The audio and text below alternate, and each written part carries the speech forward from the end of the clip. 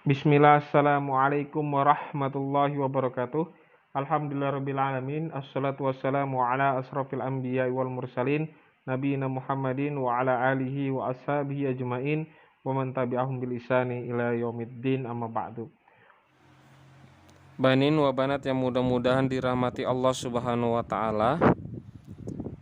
Pada hari ini kita akan mempelajari kembali tentang Wali Songo.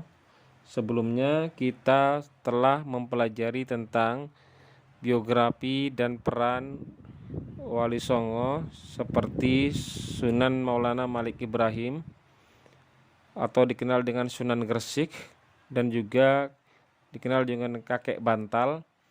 Kemudian Raden Rahmat atau Ali Rahmatullah yang dikenal dengan Sunan Ampel.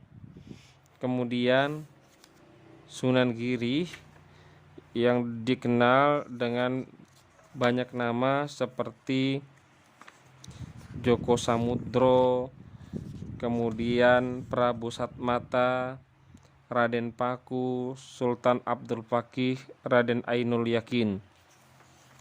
Maka pada hari ini kita akan melanjutkan materi kita tentang Sunan Bonang, biografi dan riwayat hidup serta peran Sunan Bonang dalam menyebarkan Islam di Indonesia.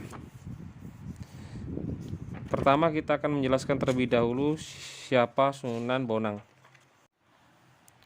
Nama lain Sunan Bonang adalah Raden Makdum atau Maulana Makdum Ibrahim.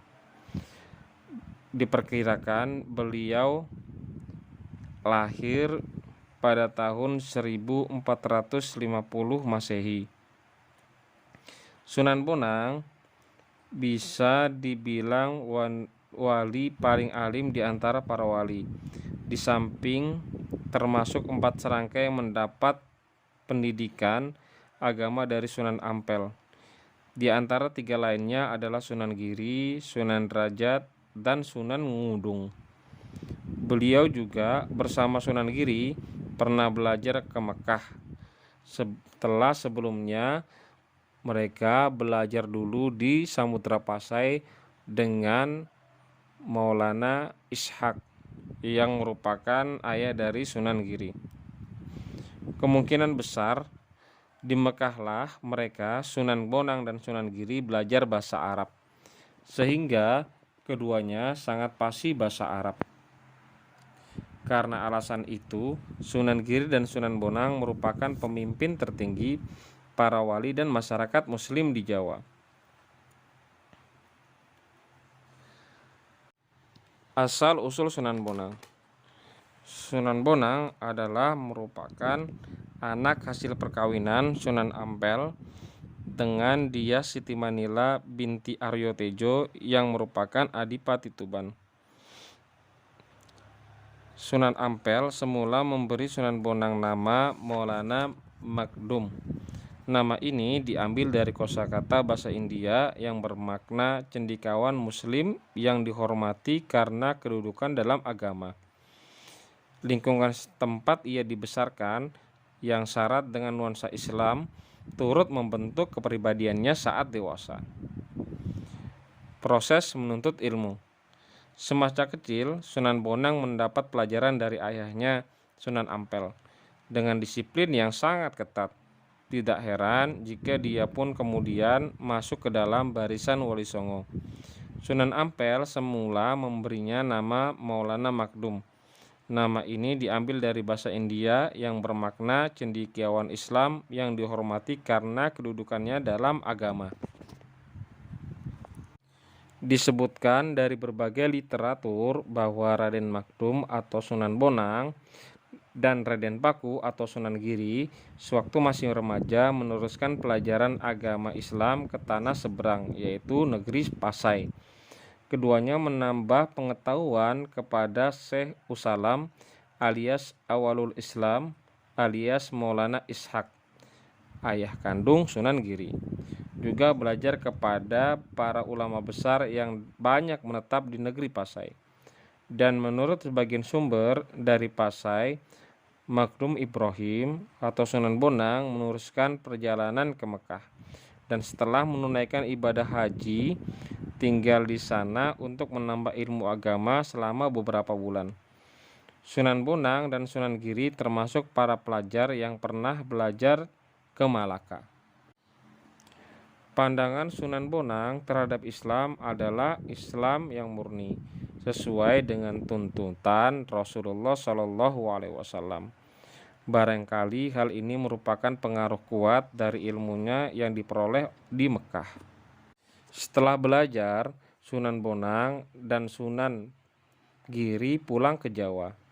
Sunan Giri kembali ke Gresik, mendirikan pesantren di Giri sehingga terkenal sebagai Sunan Giri. Sementara Raden Makdum Ibrahim atau Sunan Bonang diperintahkan Sunan Ampel untuk berdakwah di daerah Tuban, Pati, Pulau Madura, dan Pulau Bawean di utara Pulau Jawa. Kiprah dakwah dan pendidikan. Perjuangan Sunan Bonang dipusatkan pada penguatan internal Islam. Siasat beliau bersama Sunan Giri memberikan bimbingan Islam kepada Raden Patah dan menyiapkan Demak sebagai tempat untuk mendirikan negara Islam.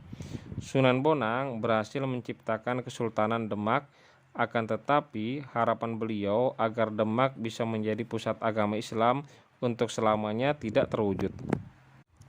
Dalam berdakwah, Sunan Bonang tegas. Beliau menghancurkan arca yang dipuja penduduk setempat, merubah aliran sungai berantas, dan menghukum para pelaku maksiat.